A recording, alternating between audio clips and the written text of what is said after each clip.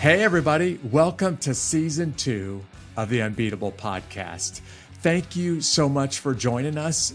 The first guest in season 2 is a guy that I've got a chance to get to know online, Jeff Lopes, who has started a bunch of businesses, coached leaders over the years, and has this wildly successful podcast up in Canada, And today, you get a chance to hear from Jeff. You get a chance to hear some real life, everyday challenges that we all face, not just entrepreneurs and leaders. All of us go through on this episode of Unbeatable. I can't wait for you to learn from Jeff Lopes as he leads us to be unbeatable. These stories of triumph over adversity will help you handle your toughest days in life and become unbeatable. Jeff, thank you so much for being willing to be the first official guest on season 2 of Unbeatable. I had a chance to appear on your show. Thanks for doing me a solid and appearing on my show. And by the way, I've been looking forward to kicking off season 2 with you. So thanks, buddy. So for all of the listening audience who's not familiar with you and your successful podcast and a little bit of your background, I was just telling everybody that you are a leader of leaders. You've started a number of successful businesses, and now you got this podcast that's blowing up. And man, it's great to have Jeff Knows on this episode of Unbeatable. Let's talk a little bit about getting a couple of businesses started, because you've been an entrepreneur for a long time, right? Yeah, this January coming, it'll be 27 years I've been at this. Absolutely, man. What was the first business? What caused you to get it started? You know what? I always had the itching, to be an entrepreneur. I could remember myself 12, 13 years old, my dad on weekends dropping me off at a local sports card shop or a convention, and I would buy a ton of packs of cards, open them up, find the best cards, go to booths, sell them, and come out with $75, $100 in my pocket on a Saturday morning. I was like 12, 13 years Nice. old. So it always had that itch to hustle and to provide for myself. And when I was 17 years old, I actually started my first company. It was a security company. And that went on for about a year and a half. I ended up selling that, not for a lot, but I ended up selling because my parents forced my hand there for me to focus on school. And until this day, it's funny that that company, the gentleman that bought the company off me after all these years, still runs that company. So that was my first really test with being an entrepreneur. Nice. And then at 19, as I was in college, I really decided that I wanted to work on my own. I really wanted to be my own provider. I didn't want to have my own accountability and be able to create things, because I loved creating and building and branding and learning. So I really just started on my own, and it's been 27 years of wins and losses. And when you go back and look at everything, there has been tons of losses, like every entrepreneur. But I always say, if you can stack more wins and losses, you're on the right side. So I've been one of those fortunate, and obviously being smart and putting myself around the right individuals allowed me to really be successful in a few of my brands, a few of my companies, and putting me in a place where I'm at 45. I'm at a comfortable situation in my life, and I continue to try to develop and grow things. Right. Yeah. Well, look, man, you start a company at 17, you sell it, don't make a lot of money, but you don't lose your shirt on it. You keep starting companies. 19 years old, you're starting another. And by the way, the companies that you start are enduring companies. If that guy's still in business now, 26 years later, way to go, man. Certainly you've had a few downs along the way and a couple of ups. So let's talk about the genesis behind True Blue Homes. What was the motivation to get this vacation homes business started? So prior to that, I started a company in 2006 called Comorware, and Comorware is we manufacture and design boxing and martial art equipment. And I started that in 2006, and that till this day is still our main brand, our main company. I've been having that company now for going on to 16 years. And as I was growing that company, and as I was developing that company, in 2008, my son was born. And we went through a lot of difficult situations with my son. He spent the first 4 months of his life at Sick Kids Hospital. He was diagnosed with cerebral palsy when he was discharged from the hospital. And I didn't know his future. I didn't know his outcome. And fortunately, with the right, we had spoken, I think, a bit about this, but I've dedicated the last 14 years to getting him to another level. And through that process, the first 6 months, a year, 2 years, I didn't know his future. I didn't know what his outcome would truly be. And we were putting every type of resource, every type of physiotherapy, every type of exercise involved into developing him and getting him into a new course of his life. I didn't know what his outcome was. And my biggest fear was I was building this brand where I was still the face of the brand. I was still working exclusively in the brand. And my biggest fear, if something were to happen to this brand, what would be left if something were to happen to me at that time? Say I were to get cancer, I would get sick, something would happen to me. Where would I leave for my children? And that was my biggest fear. And that was when I actually started really trying to hone and understand what could I do that could build a future for him, but also have sustainability. And that's when I started really focusing on real estate and understanding that real estate was an asset that could bring passive income if it's done properly. And I started studying and learning it. And that's when I started investing in it. And I had to have 2 children. So what I always tried to do is purchase properties back to back. So it would be for both of them split up down the middle. And I started focusing on commercial and vacation rental and learning how to not only use the equity to keep building that process, but also figuring out the passive income to bring an income to myself and eventually to my children. And that's where it all started. And I've been at that venture now for 10 years. We are at 10. We just sold 1 property. We're at 9 properties now.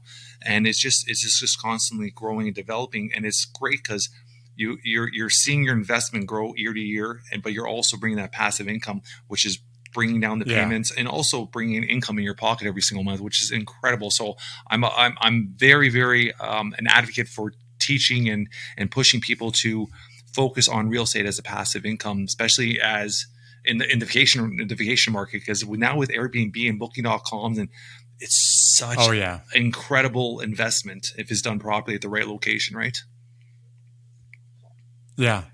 Of course, if you don't know what you're doing, you can get in over your head and you can lose your shirt. But if you're smart about real estate, I mean, the guys and gals that I know that are in real estate, they all make the same statement, right? Like nobody's making any more land. So if you can make the right investments in land, they can stay with you and kind of pay themselves off and help you out long into the future. What I was about to say is with real estate too, is when you talk about investment, you have to really be patient. A lot of people they get into it and they get over their heads because they try to invest too quickly. All the investments I've always done, I've been very patient, and I let the investment come to me. I don't really go crazy searching for it. I put the feelers out there. I allow it to feel what is out there, what is on the market, and then I don't jump on anything. If it's meant to be, it's meant to be, and slowly you'll see there's opportunities out there. You just have to be patient with them. Yeah.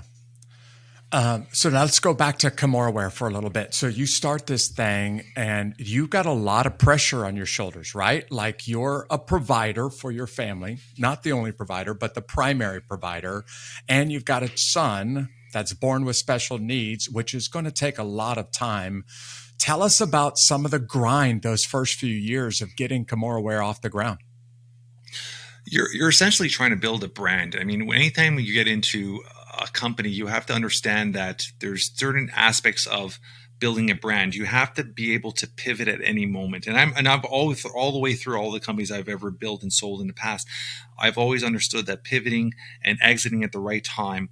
And when I built Comorware, initially that was my mindset, was I'm going to build a brand for 3-4 years, exit it, move on to something else, because I like creating and building. I never realized that the opportunity of a brand, if done properly, could keep growing, keep developing, as long as you're not scared to pivot. And when I started the company in 2006, we started off as actually an apparel brand. And we really focused on the martial art world. And at that time, the whole UFC, Ultimate Fighting Championship, was really starting to get peaked and get very popular on TV. And I jumped on the bandwagon right before that peak. And we said, my mindset was, you have to build the brand as quickly as you possibly can and get in front of as many faces as you possibly can. And I thought through apparel, that would be the quickest way to get on in front of as many faces making many people wear your t-shirts or getting it on as many athletes as possible. So we built the brand that way very quickly. But I realized also very quickly within the first year and a half, there was a lot of other companies with a lot more money to invest on sponsorship, a lot more companies that had a lot more development behind them. And I realized it would be very hard to compete with these guys. And that's when I really pivoted and I said, you know what, everybody that's becoming a fan, a good percent of those people are now joining gyms and trying to start martial arts. They're going to need equipment. And I really started pivoting into the equipment side. And years later, we've pivoted the company so many times, but we turned the company into a full equipment brand. And those companies that stayed on that path of apparel, most of them went bankrupt after a few years because there was so much money invested in sponsorship, right? So I understood and I understand with all my stuff, and that's something I teach on a regular basis, is you have to be able to understand the market and understand and kind of forecast what is happening. The minute you don't forecast what's happening, you're going to be stuck behind. And I'm a strong believer when it comes to building a brand is you don't have to really focus on your competitors. You just have to know what they're doing. Be aware of where they are, what they're doing, and really study what they're doing, but also study the market, understand what is happening in the industry. Where is it churning? Where can you pivot? And not be able to be fearful or scared of taking an opportunity to grow the company at the right time, right? So there's different aspects of it, right? And I think a lot of people is they build a brand and they just sit on the brand and they don't understand that they got to keep pivoting and growing and changing, whether it's the designs, the equipment, the prices, the market, who your target audience is. It's just constantly changing. And the ones that just sit still are the ones that fail, right? Right. I want to go back to what it looks like as the boss and the owner of the company to pivot. I want to go back to that in just a second because I think there's a lot of entrepreneurs that are really struggling with this, and especially as the world pivoted because of COVID. But I think this is the perfect time to say, hey, man, let's just be honest. Over the last couple of years, many people around the world said, I don't want to go back to the office. I want to work for myself. Basically, I want to become an entrepreneur. And I don't even have a passion for anything. I just want to make money working for myself. And Jeff, you know a thing or two, or 10 or 20 things about starting companies. You know the challenges of starting companies. And can you talk for just a second to the guy or the gal who's driving right now, listening to this and saying, okay, I'd love to leave the office. I'd love to start my own company. I don't even know what I want to do. All I know is I want to start my own company. Where do you go from there if you just have this desire to start working for yourself, but you don't know what to do next? I think you just hit it. You just hit the nail on the head right there. Is working for yourself. So the first process is being self-employed. When you could do something on a day-to-day basis, create your own schedule, create your own hours, create your own income, and pay yourself from that.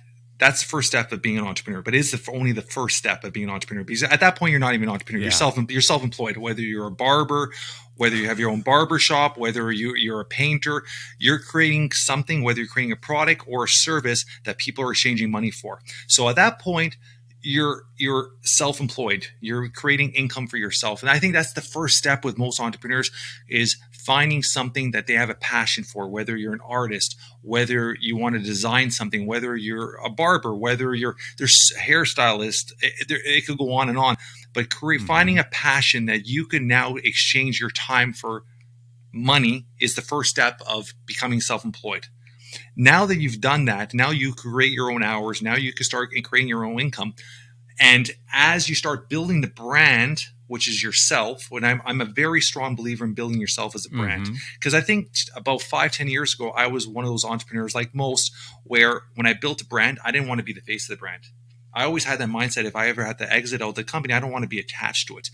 That has totally changed. Now I'm a strong believer in building your brand is just going to help elevate the level of that brand with you attached to it so much higher, because now people have the human connection to that brand. So building yourself, like I said, whether you're a barber, a stylist, whatever it is, building that, as that starts bringing in some passive income and you could start putting a little bit of money aside, now you take the little percent of that and use that towards marketing, maybe 20-25% of your income towards marketing. And now you start building the brand. You're starting to build yourself through social media. You're building yourself as a brand. Now you want to take it to become an entrepreneur. That's when employees come along. That's when you start now figuring out a way where you could now bring in, if you're a barber, you get an extra chair. Now you hire another barber. Now you're making a percent of their income. Now you start becoming an entrepreneur. Now you're starting to think of the wider picture of how to grow the business, how to make more income without your time involved. And that's when you become a true entrepreneur, is when you could actually figure out the business you have a passion for, that you love. Hey, now I could bring in employees and I could start building the brand, whether it's, like I said, apparel, whatever it is, building it up where now you could slowly, and I always say this, the minute you could fire yourself from positions of the company is when the company starts growing. And I think that's the first step. So being able to pull yourself out and bring in staff to take those roles on, that allows you now freedom to grow and actually build the brand, not just work the day-to-day operations of the brand. Yeah. Hey, Jeff, you and I share this in common. When I started writing books, when we started this podcast, the producers, the editors insisted on me having my name on there, maybe even my face on the back cover. And I was like, man, I don't even want my name on it. I don't want my face on it. I don't really want to be I don't mind creating the content. I just don't want my name plastered all over the place. That's where I was 10, 15 years ago too. So fun fact, the producers, the editors, they didn't let me off the hook. They basically said, Jeff, you don't have a choice. If it's your content and you're creating it, you're going to have to put your face and your name with it. And as a result, my name started to turn into a brand, which I never wanted, never even attempted to do. But I've sat back and just kind of watched how that brand has created more interest, spun off other things, a little bit like Jeff Knows Inc., right? Yeah, it's amazing. But I want to talk to the listener. I want to ask you to talk to the listener right now, because there's that guy or gal who's saying, I just want to work for myself. I just don't even care what it is. I want to work for myself.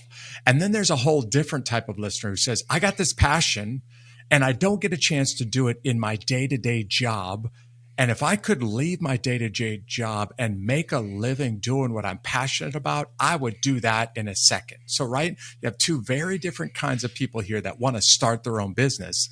One of them already knows what their passion is, and they're just kind of pursuing that passion. And the other one says, I just don't want to work for a boss anymore. I just want to make money working for myself.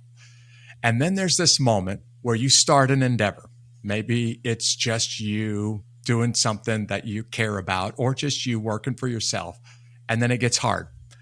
And Jeff, you've coached a lot of entrepreneurs. So I want you to coach that guy or gal who's thinking about this right now through the moments where, okay, you've started an enterprise and then tough times happened and you have some really hard decisions, and it's not going to be easy, but if you'll stick with it, you may be able to be successful on the other side. So what advice do you give people when the bottom of your industry drops out and you just put everything that you have in it and you're wondering, am I going to lose my shirt? Am I going to go bankrupt here?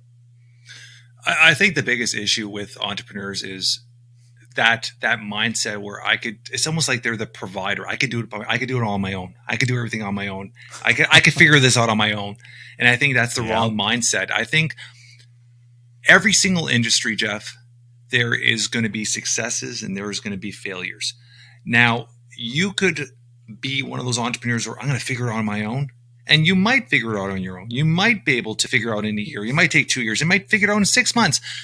But it's a good percent that you're going to fail, because most entrepreneurs do fail. It's a hard world. If it was so easy, everybody would do it. But you have to understand is understanding that you don't have to reinvent the wheel. A smart entrepreneur will really focus on somebody in that industry, more than one person in the industry that's really successful, that's really achieved it at that point. Study what they've done. Reach out to them. Most successful individuals have no issues with helping or mentoring other people, whether there's a financial thing you have to pay, or most of them will do it just for free because they love helping other entrepreneurs if they've become very successful. So my first advice is if you have an industry that you have a passion for, that you're starting off, that you're struggling in, find people that really success leaves clues, that they have left clues, and really focus on them, study them, read their books, learn what they've made, learn the mistakes they've made so you don't do them. And I think that's the biggest issue is we try to figure everything out on our own. And those failures are so devastating sometimes. They're hard to get up from. But if you could really study, and I can say, you know what, I want to be a public speaker. I'm going to reach out to Jeff and study what you've done and reach out to you and get advice and what are the steps and which stages should I step on and how many people should I start talking to and how do I build my network? Learn all these things. Figure out what these successful people did wrong so you don't do it wrong and what they've achieved. And then when it comes to say you want to develop a product or build a new item or anything like that, it's very easy to, like, again, study the industry, figure out people that have products that are very similar to that. You don't have to reinvent the wheel. You take somebody else's idea, and it sounds bad me saying this, but take somebody's idea and it's turned into your own. Make some modifications to it. You do not have to start fresh. There's so many people that have kind of paved the way. You just have to study and figure out how they did and allow them, whether it's directly or indirectly, mentor you and really, really learn from them, and then start the passion and follow your passion from there, right? So I think there's a huge step that could be of errors or downfalls that you could bypass by just not being scared to ask a question, not being fearful to ask for help, right? Yeah. So you've just said, like, the guy or the gal who thinks I've got it all figured out, who's trying to do it all on their own without looking to others for advice or learning from other people's mistakes, inevitably you're going to make a few mistakes along the way. And you didn't take advantage of learning from somebody else's mistakes. And I found with leaders, especially the big boss at the top, that guy or gal feels like, well, I can't ever let anybody think that I've messed up or they're going to lose confidence in me. So I got to give the impression that I don't make mistakes. And I think that's a fatal flaw. Yeah. Because mistakes, as costly as they may be, mistakes can be the very thing that propels you to change, do something different, and be wildly successful in the future. If you never made that mistake, you never make that change, and you never become wildly successful in the future. The classic example here is Thomas Edison, right? When he was trying to figure out how to make the incandescent light bulb and just went from one failed attempt after another. There's wildly different numbers here, but some people say 1,000, some people say 10,000 different attempts that were totally unsuccessful. And people asked Edison, when are you going to give up on this thing? And Edison said, well, first, why would I give up? I've got way too much invested in. I've learned too many times what doesn't make an incandescent light bulb. Eventually, I'm going to figure this thing out because I've eliminated all of the mistakes and there's nothing left but success. And I would like you for just a second to talk to that guy or gal who says, I don't know if I want to take a risk because I don't want to undermine the confidence of the people that work for me, but I also am really afraid of making that mistake and looking bad in the eyes of the people that are looking up to me. So you counsel leaders. What would you say to that guy or gal who's just paranoid about making a mistake and therefore they don't even want to take the risk? A failure is a lesson. That's the first mindset you have to have. If every failure isn't a lesson, and you have to take it as a lesson, and you're not going to go through and fail again. So you're learning from your lessons. As a leader, I think being vulnerable is that almost like, as a male, your toxic masculinity, right? It says being vulnerable and being open and not being scared to fail is a very strong leadership skill and is a very strong leadership tool. So understanding that, I think as a leader, if you're open and honest and you're very transparent with your staff, that this is where we are and this is where I want to get to, and these are the possible losses along the way. These are the possible things that could go wrong along the way. If you're open from day one with them, I think most people are going to appreciate that and they're going to enjoy that ride because they have more now committed to it because they understand that they're part of this journey now. And allowing, I think, your staff and the people around you to be part of the journey, whether it's the ups and downs, just builds a stronger community, a stronger team. And obviously from yourself from the military, it's you understand this more than anything, right? It's as a leader, you want to be strong, you want to be the provider, but at the same time, being vulnerable and understanding that we are just men or just women, and losses are a part of growing. Everything beautiful in this world that has grown, there has been a moment of the stress or stress to it to cause that growth. And as leaders, we have to understand that every single moment of stress in our lives is just almost a test that is allowing us that moment of growth. And if we could really hone in and understand that test, that moment, that stress that we're going through in our lives are going to make us stronger, and make us stronger as leaders, and make us stronger as providers, I think it's a beautiful thing. I think we all need it, and we all should strive from it if we really understand it. Yeah. So what you're hearing from Jeff is, if you really want to be unbeatable and you just made a mistake and you failed a little bit, this is the worst possible time to throw in the towel, because you just learned a valuable lesson. You can grow from that lesson. But if that failure is prompting you to say, you know what, I just want to quit, I want to give up because it didn't work out the way that I wanted it to, well, use that failure to motivate you to do things a little bit different in the future. This is the worst time to give up after you fail. Maybe it's the time to dig in and to dig deep and to say, all right, what I just tried didn't work. I'm going to figure out what does work. And that's what separates the people that are unbeatable. Now, Jeff, let's go back a little bit, because I said, hey, can we hang on and come back to what it looks like to pivot? Because as you were talking, I was thinking, there's a guy or gal in every walk of life who's had the ground change underneath them right when they thought they had it all figured out, right? Right when things started to go well, the rules of the game changed right underneath them.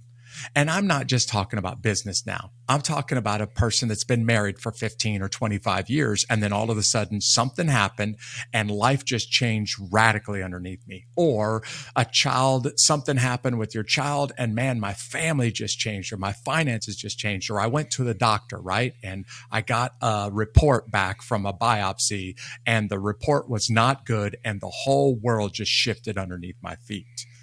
And I hear the word pivot and I think that gets scary. Man, that gets scary, because you kind of know your life, you know your marriage, you know your industry, you feel a little bit comfortable until everything shifts underneath you. And the idea of changing what you know and changing what's comfortable for you gets really, really scary for a lot of people. So tell us, how do you make those pivots? And you use this language before it's too late. How do you recognize, and I got to pivot? And how do you embrace the unknown of pivoting before it's too late and you miss the opportunity? I think the biggest issue, Jeff, is most people could predict what is going to happen. The forecast of most things, whether a marriage breaking up, whether you're not taking care of your health and you're under a lot of stress, whether there's certain things are unpredictable. A birth of a child that has issues, or there's certain things are unpredictable, but most things are predictable. And I think the biggest issue is most people recognize them or recognize it's happening, and they don't want to deal with it, so they just try to push away and think it's going to disappear. That is the biggest issue. And that comes with, and that's why the divorce rate's so high. Because people, if they took the time and sat down with their wife or their spouse or their partner and say, hey, A, B, and C doesn't feel right, instead of avoiding it and avoiding that difficult conversation, that marriage could be saved. Having open dialogue, having an open conversation. A lot of times they're so stuck in their old ways with their business, and they don't want to pivot because they're like, no, this worked for 7 years. It's going to work. Times change. Right. People change. Industries change. The pandemic was a perfect example of that. In Canada, we had 12,000 restaurants. 12,000 restaurants, Jeff, in a year and a half period, all locked their doors. But I actually worked with a few of them. There is a lot of restaurants, mama papa small restaurants, that learned how to focus on skip the dishes and Uber Eats and takeout and focus on local delivery for free. And they really pivoted their business, and they made more money during COVID than they ever did in the past. So not being scared to take opportunities or find ways to capitalize on opportunities. Because a lot of people, I mean, there's opportunity in everything. You just really have to study when it comes to business, study the market, and understanding that if I'm not making money with A, I got to make money with B. Let's figure out a way to make money with B. And a lot of people, they just focus on, this is what I know to do, and that's all I'm going to do. Not understanding that this is an opportunity to actually grow the business. Don't be scared. Right. And a lot of things too, a lot of times I think it's very important for all of us to understand when it comes to all these fears is we spend too much time thinking on the past, which is gone, we have no control over, or thinking of the future, which we have no control over. We have to focus on what is happening at this second. Everything we talked about 2 minutes ago has zero chance of changing. It's gone now. What's going to happen an hour from now? I can't control it. I might get a phone call. Shit happens. Part of my language, but stuff happens. We have to focus on right now, at this moment. What can I do to start changing the future outcome? Whether it's my marriage, whether it's spending time with my children, being more of a present father, being more of a better leader at my business, being a better leader in my community, being a better leader with my loved ones, being able to, I always say this, living with no regrets. I talked about this all the time, Jeff, is how many people get that phone call that a loved one died and they're like, oh my God, I wish I made that phone call. You have the time to make that phone call. Stop making excuses. Live with no regrets. Pick up that phone. Do not have, if you have a broken relationship in your life right now, pick up the phone and make the effort. Be the bigger man. Make the effort to figure out a way to put peace with that relationship. It doesn't mean that that relationship will continue. Say you have a personal friend or a family member you haven't talked to in years, brother, sister, and something happened, a dumb argument over a family dinner, and you haven't talked to in 2 years. Pick up the phone, because it takes 2 seconds to make peace with that relationship. Even if that relationship doesn't continue from there on, but you know in your mind you made that effort. So if something were to happen, you're not going to have regrets that you didn't pick up that phone. So live with no regrets. Live in the present. Focus on what you can control on right now. And don't be scared to make change. Don't wait for it to happen. Yeah. Make change now. Whether, like I said, talking to your wife, talking to your children, making sure that their relationship you have with them at this current time is at a level that it should be, at a love level that it should be, right? Yeah, what you're hearing from Jeff is you can't go back and undo the 20 years of ignoring your health. You can't go back and undo 10 years of not discussing real problems in your marriage. You can't go back into the past, and you have no idea what's waiting for you in the future, but you have right now. Don't wait for another 20 years to make some changes today.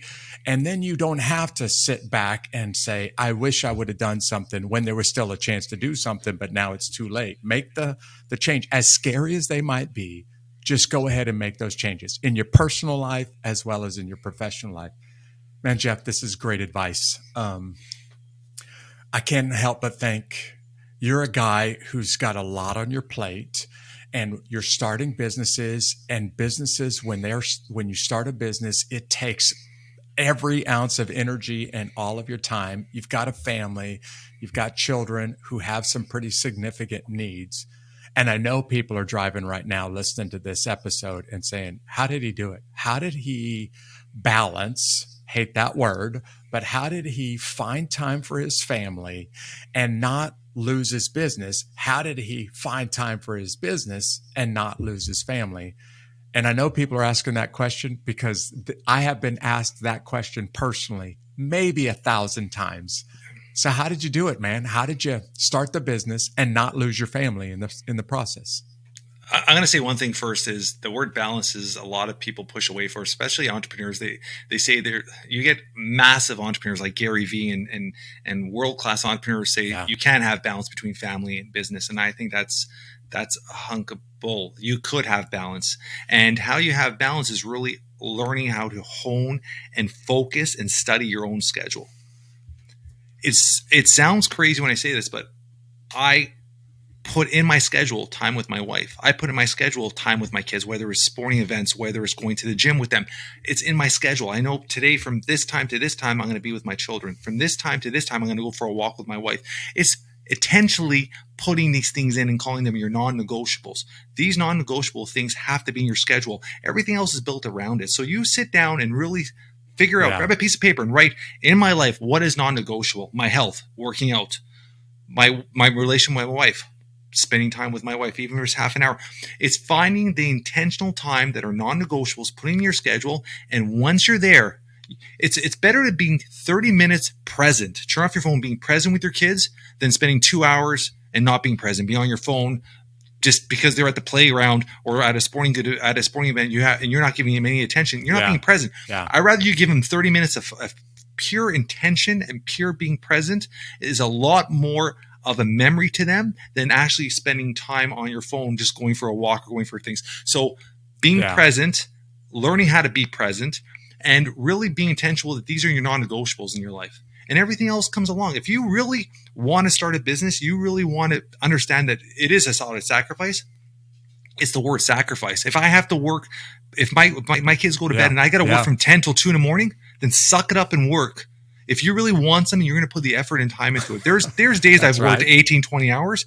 It is what it is. I'm up at 4:30 every morning, not because I like to, because I understand that from 4:30 till 6, 7 in the morning, I get a ton of things done when the other people, most of the world is still sleeping. I already got a big chunk of my day done.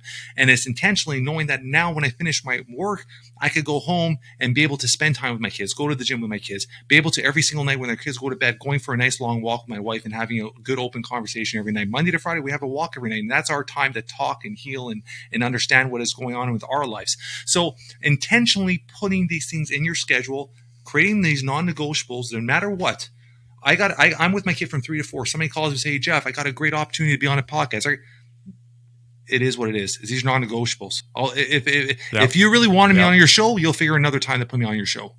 So that's right. Keeping these as non-negotiables is very powerful, and studying your schedule, understanding your schedule. And what I mean by that is one more part of my schedule that is very important is learning how to cut out things from your schedule that do not need to be there. There's a lot of times you waste on certain things in your schedule that are not needed to be there. That's one. And second is understanding that and this is the hard one for a lot of people, is understanding there's certain people in your life that shouldn't be there either. There's a lot of people in your life that are bringing you down. A lot of people in your life that are wasting your energy, wasting your time. Learning how to eliminate those people from your life, learning how to eliminate things out of your schedule that shouldn't be there. Believe it or not, once you start studying your schedule and figuring out what is important, what's non-negotiable, you'll realize very quickly, Jeff, there's a lot of extra things that you're doing or a lot of time you're spending with people that you shouldn't be spending. And once you realize those things, you realize we do have enough time for everything. Yeah, Jeff, I do this energy and time audit every year. You know, most people take a look at their finances at the end of the year and they see what money they've spent and what they've saved and where it's going and where they'd like it to go next year. I do that, but I do the same thing with my time and with my energy. So I go back and look over my calendar and I say, what did I spend my time on? In fact, I literally print out a spreadsheet with where did my time go? And then I ask questions like, do I really want to spend that much of my life doing this thing? I want to do this thing, but do I want to give that much of my life to this thing? Or energy. Do I want to give that much of my energy, because I have a limited amount of time and a limited amount of energy to this person or this thing? And every year around the new year, I make some really significant changes to my calendar because of this time and energy audit for the exact same reason that you just described. Like, I've got a limited amount of time, and my time with my family will not I will not let somebody else take away time with my family. So I put those things on my calendar, and inevitably what happens is I don't have enough opportunity to put time with my family or something else on my calendar. Well, I guess something else is going to have to go then. Let me see what's going to have to go this year so that I can maintain that time with my calendar. And I think that there are some leaders who feel bad having to say to another person in their professional life, hey, I'm sorry I can't do that because I'm spending some time with my family right now. And that's a good way of losing your family for the sake of your business or your professional life. Don't make that mistake. I want to say something. Anybody that would turn around and say that to you and put you in that situation, you don't want to be doing business with them in the first place. They don't have the same values as you, and you want to align yourself with people that have the same values as you. And one quick thing too, just for other entrepreneurs to understand, is there's different metals. There's different times in your year. There's more times you're going to have to dedicate to your business. That is fine. I might now have to alter my schedule, and instead of spending 2 hours with my kids, spend an hour with my kids every day, or an hour and a half with my kids, and really put a little bit more time into my business, because now we're coming with a new product. We're going through our high season or peak season when we can make the most money. Don't feel guilty, but be present. Focus on when you are spending the time with your family, you're actually present. Your phone is off. You're not taking phone calls. You're focused on spending the time with them. And another, I always say is, when you are present and your time is limited, take yourself and your family out of that daily environment. So if I have an hour with my kids, I will grab them. Let's go out. Let's go to batting cages. Let's go for a bike ride. Let's get out of our environment. It builds the memory a lot more of packing these memories that one day you're not around, that they're going to have in their hearts of all these things you did with them. Instead of just like, okay, I got an hour with you. Let's do something here. No, let's take them out of their environment. Make it a different routine. If you go for a walk every day, go through a different path. Just changing up that little routine just makes it new, makes it more exciting again. Yeah. And what I tend to tell people is, when you're at work, give it everything you got. Yeah. But when you're at home, give it everything you got at home too. The language that I use is, when I'm at work, I'm all the way at work. But when I'm at home, I'm all the way at home. And I leave work behind me and don't let it impact my family. I want my family to know they've got dad, they've got their husband's first attention. And not playing on my phone, not doing work while I'm at home, and supposedly spending time with my family, when in reality, what I'm doing is just catching up on work that didn't get done today. Hey, I only have a little bit of time with you because I want to respect your busy schedule and the listeners. The first season of Unbeatable, we did this middle of the interview, break to kind of lighten the load. I did this thing that we called the high five, where we would just go back and forth with our top 5 answers to a question. That didn't go over the way that I wanted it to the first season. So I think I'm going to change things up, and you're going to be my guinea pig. So work with me, Jeff. Yeah. Instead of doing a high five with you, what I want to do with my guests in season 2 of Unbeatable is just find out one of the fun facts about you. And because you're a busy guy, I am too. I wanted to ask you, as a fun fact, like, if you had an hour to your schedule this week where there was absolutely no home, no business, no podcast responsibilities, if you had 1 hour that you could pretty much do whatever you wanted to do, what would you spend that hour doing this week?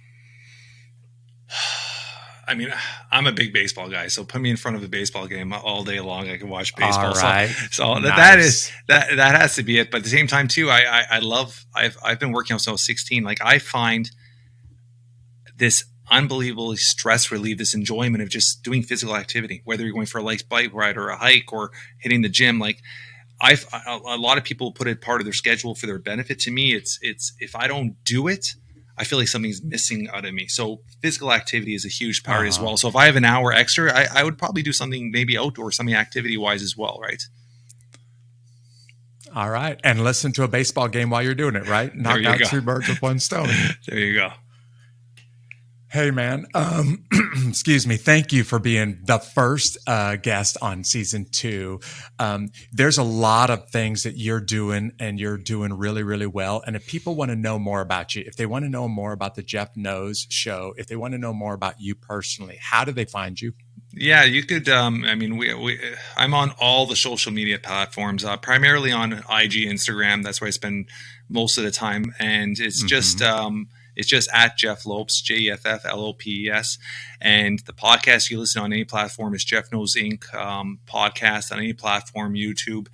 And you have a question, you have any concerns, you have anything, I'm very accessible. DM me. I always answer all my own messages and try to get back to everybody and help people. I mean, I went on a spree of almost 3 years helping 63 young entrepreneurs and never charged a penny, which is all about giving back and helping and seeing them grow.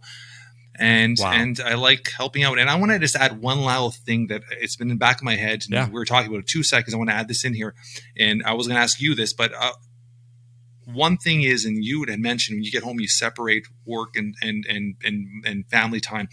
I think a lot of people find that very hard to do. And this is something a lot of people have asked questions on, is a lot of people, if you had a shit day at work and you walk in your house and you walk in with a frown on your face, that energy, that negative energy is automatically passed to your family and they see it and the rest of the night is ruined.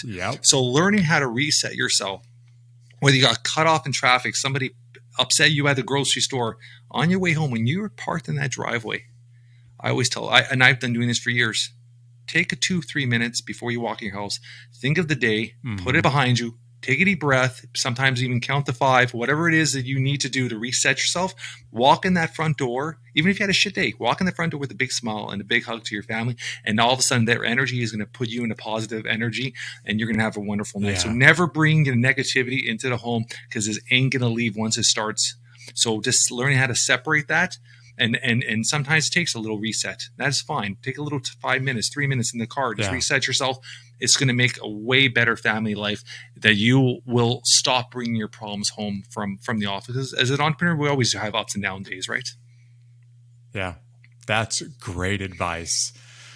One of the other things that I think I want to do with this season of Unbeatable Jeff is to take a lesson that I learned from this episode and implement it personally, but I want to challenge the listeners to do the same thing. So each episode, what I want to do is challenge you to do one thing that you heard over this episode this week that may make your life a little bit different, but will make you unbeatable. And whether you know it or not, Jeff, here was the challenge that you issued to me. I'm typically not a guy who lives with regrets, but you made it pretty clear. None of us know what tomorrow holds. So my one challenge for me personally, and I want to challenge all of the listeners with this as well, is find one thing that you know, I really need to do this. I really need to say this, but I've been putting it off. And this week, have that conversation, do that task that you've been putting off, get that thing that's been hanging over the back of your head for a long time, do that thing this week. And that thing no longer has to hang over your head, man. Thank you for challenging me. Don't live this week with regrets. And thanks for being part of the second season of Unbeatable Jeff. Hey, here it is, the challenge for you this week. Jeff reminded us that all of us tend to go through life with a few regrets. And if this week you know you need to have a conversation, if you know that there's something that you really need to do and you've just been putting it off, well, don't wait. Will you take Jeff's challenge and go have that conversation, go take care of that task and get that thing off of the back of your mind, get it off of your schedule, and become unbeatable. I want to just say thank you for helping me go into season 2 of this podcast. And if you're new and connecting with us for the first time, I would love for you to go ahead and follow us on social media. You can find us pretty much everywhere by just searching for @Unbeatable Podcast. Or if you've been listening to season 1 and you really like what you're hearing, why don't you go ahead and subscribe on your favorite podcast platform and tell other people about it while you're at it. And for those of you who really need a shot in the arm in season 2, you're going through some hard times and you really need some motivation, I've provided this totally free resource. It's a PDF download that'll just give you lots of great quotes and great thoughts to help you get through some of the hardest days that you're going to face over the next year. It's called the Unbeatable Army Survival Guide. And the only thing you got to do to get it is just go to unbeatablearmy.com. There's a a link that will take you straight to that survival guide. It is our free gift to you, just to say thank you for being an absolutely amazing audience. I hope you have a great week. We'll see you right back here with our next guest on Unbeatable.